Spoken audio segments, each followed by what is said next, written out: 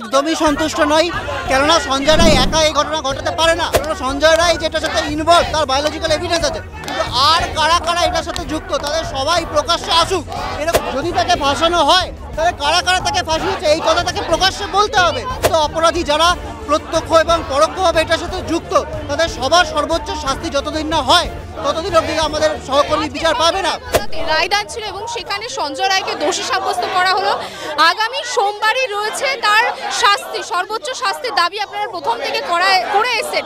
এই মুহূর্তে আদালতের যে জাজমেন্ট আজকে সেটা থেকে আপনারা সন্তুষ্ট? একদমই সন্তুষ্ট নই, কেননা সঞ্জয় রায় একা এই ঘটনা ঘটাতে পারে না। সঞ্জয় রায়ের আজকে শাস্তিদান হচ্ছে, হ্যাঁ হোক, তার শাস্তি নিয়ে আমাদের বলার কিছু নেই, কিন্তু আর কারা কারা প্রত্যক্ষ এবং পরোক্ষভাবে এই ঘটনার সাথে যুক্ত। আজকে সিএফএসএল রিপোর্টে বলা হচ্ছে সেমিনার রুমে ধস্তাধস্তির কোনো চিহ্ন নেই, তাহলে কোথায় হলো? কেন তথ্য প্রমাণ লোপাট হলো? কারা এবং কোন মোটিভে আত্মহত্যা বলে চালানোর চেষ্টা হলো? শেষ সেমিনার রুমের দেওয়াল কারা ভাঙলো, কেন ভাঙলো? এই গোটা উত্তর যতদিন না পাওয়া যাবে, প্রকৃত অপরাধী যারা প্রত্যক্ষ এবং পরোক্ষভাবে এটার সাথে যুক্ত তাদের সবার সর্বোচ্চ শাস্তি যতদিন না হয় ততদিন অবধি আমাদের সহকর্মী বিচার পাবে না।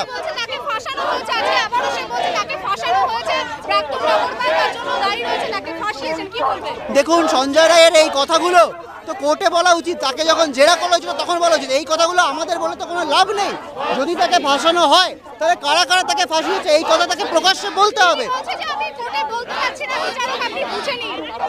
এই কথাটা তো কোনো মানে হয় না। তাহলে এই বিচার যদি কোর্টে না বলতে পারে একজন, তাহলে এই বিচার ব্যবস্থার প্রতি কীভাবে ভরসা থাকবে?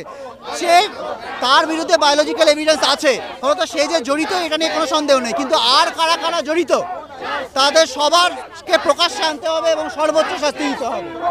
আগামী সোমবারে তার কথা শুনবেন আদালত, বিচারপতি জানিয়ে দিয়েছেন। সঞ্জয় রায় আজকে জানালেন সেই বক্তব্য আগামী সোমবার শুনবে। তার আগামী সোমবার বিচারপতি বলেছেন এটার প্রতি আমাদের নজর থাকবে। দেখুন, সঞ্জয় রায়কে বাঁচানো বা সঞ্জয় রায়ের শাস্তির বিরোধিতা করা আমাদের উদ্দেশ্য নয়, কেননা সঞ্জয় রায় যেটার সাথে ইনভলভ তার বায়োলজিক্যাল এভিডেন্স আছে, কিন্তু আর কারা কারা এটার সাথে যুক্ত তাদের সবাই প্রকাশ্যে আসুক। এরকম একটা নারকীয় ঘটনা ঘটালো যারা প্রত্যক্ষভাবে এবং যারা তথ্য প্রমাণ লোপাট করলো, সবার সর্বোচ্চ শাস্তি চাই, না হলে আমাদের বোন আমাদের সহকর্মী বিচার পাবে না। আমাদের এই আন্দোলন যতদিন না সবাই সর্বোচ্চ শাস্তি পায় ততদিন এই আন্দোলন চলবে। বাংলা হান্টের আরো খবর দেখতে নজর রাখুন। বাংলা খবর মানেই বাংলা হান্ট।